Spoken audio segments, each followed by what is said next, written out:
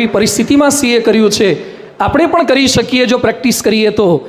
Dream always starts from within. તમારી અંદરથી જ સપના સાકાર થાય છે જો પ્રેક્ટિસ કરીએ તો. અને ત્રીજો ટોપિક છે આજનો, પરફેક્શન, ચોકસાઈ, પરિપૂર્ણતા.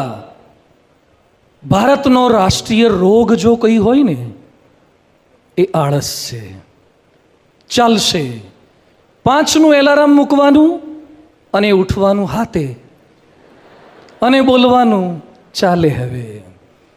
કસરત કે યોગાસન કરવાનો પ્રારંભ કરવાનો 2-3 દિવસ કરવાના, પછી પાછું મમ્મી ઉઠાડે તો એ બોલવાનું ચાલે હવે. કપડાં કે વસ્તુ જ્યાં ત્યાં નાખી દેવાના, બીજા દિવસે બીજાને પૂછવાનું કે મારા કપડાં ક્યાં, મોજા ક્યાં, ચાલે હવે. સ્કૂટી કે બાઇક ગમે ત્યાં પાર્ક કરી દેવાના, ચાલે હવે.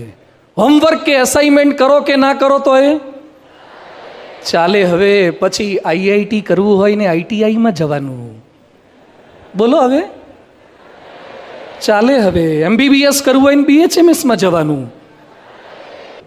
આપણે એવી મહેનત કરવાની છે.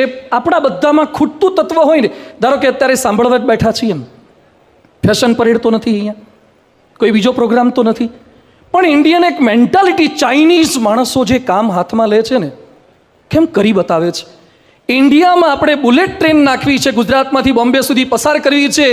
આવડો મોટો ભારત દેશ, પણ બુલેટ ટ્રેન ક્યાંથી ઇમ્પોર્ટ કરવાના? જાપાનમાંથી. ખોબા જેવડો જાપાન, પણ એના માણસો એકવાર જે કામ હાથમાં લે ને એને પરફેક્શન સાથે કરી બતાવે છે. સ્વામી રામતીર્થ પરીક્ષા લખવા માટે બેઠા અને પેપરમાં 15 ક્વેશ્ચન હતા અને ઉપર ટાઇટલ માર્યું હતું એટેમ્પ્ટ એની 9 ફ્રોમ 15. કોઈ પણ 9 લખવાના છે તમારે 15માંથી.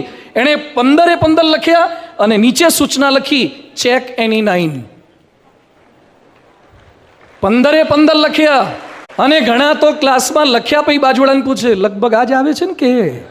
ઘણાને આપણે પૂછીએ કે તારું કેવું સાચું હતું, જોજો તમારે એક્ઝામ પછી બહાર નીકળશો ને એટલે અમુક પેપર સોલ્વ કરવા જાય. બહાર નીકળ્યા પછી એટલે કોઈક પૂછે તારે કેટલાને સાચું પડ્યું, તો કે લગભગ 95 જેવું તો આવી જ જશે, 95. પછી કોઈક પૂછે આમાં શું લખ્યું, આમાં તો આવે, એટલે 2-3 જણા સાચું બોલે, પોતે ખોટું લખીને આવ્યો હોય. જેમ જેમ સોલ્વ કરતો જાય ને 95માંથી 75 આવી જાય, એટલે કે સોલ્વ કરવાનું મૂકી દો બાજુ પર, નહીં તો 45 પહોંચી જઈશું. આપણે જે લખ્યું છે એના ઉપર પણ આપણને વિશ્વાસ નથી હોતો. આપણને બધું બ્રાન્ડેડ ગમે છે. તમે યુવાન છો ને, તમને શનિવારી ના ફાવે, તમને રવિવારી ના ફાવે. રોડ ઉપર પેલો વાળંદ નહીં, એક દિવાલ ઉપર પેલો અરીસો મૂક્યો હોય ને ખુરશી મૂકી, ત્યાં પણ દાઢી મૂછ ને બધું થાય ને, પણ ના, ડિલક્સ દાઢી.